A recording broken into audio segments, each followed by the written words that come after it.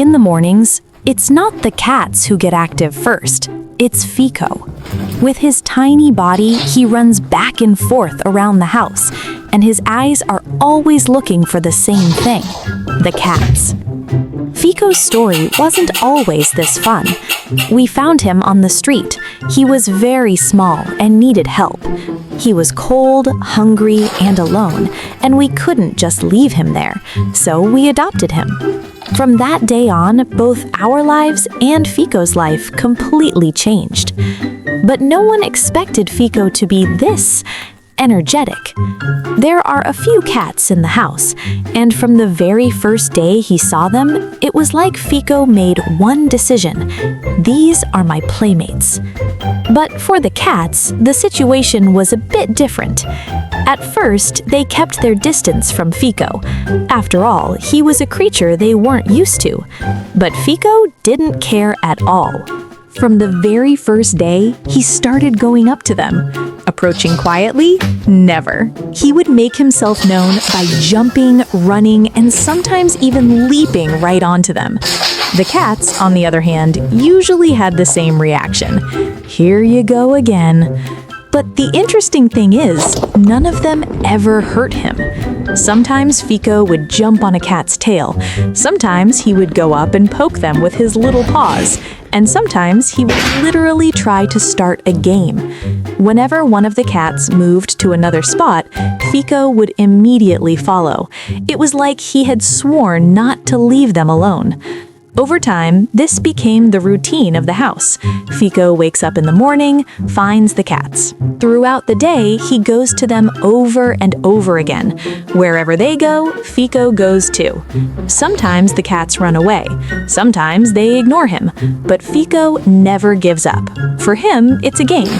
For them, it's a test of patience. But as the days went by, a small change began. The cats were no longer keeping as much distance as before. Instead of running away immediately when Fiko came near, they would stay a little longer. Sometimes Fiko would curl up next to them and just stay there without moving. And in those moments, the atmosphere would change. One of the cats would lie down beside him, another would just look and walk past, but they were no longer rejecting him completely. Under all of Fiko's endless energy, there was actually just one thing. He didn't want to be alone. Maybe the traces of those first days on the street were still inside him. That's why he always wanted to be close to someone, and those someones were the cats.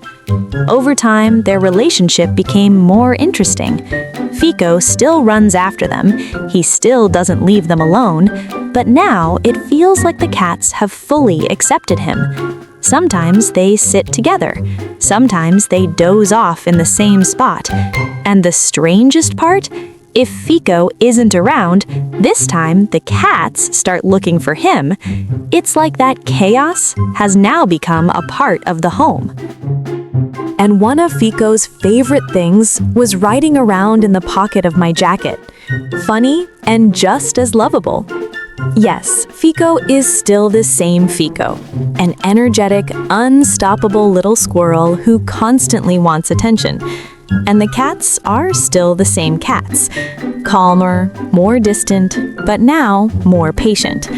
But what comes out when they're together is something completely different, an unexpected harmony, a strange but real bond.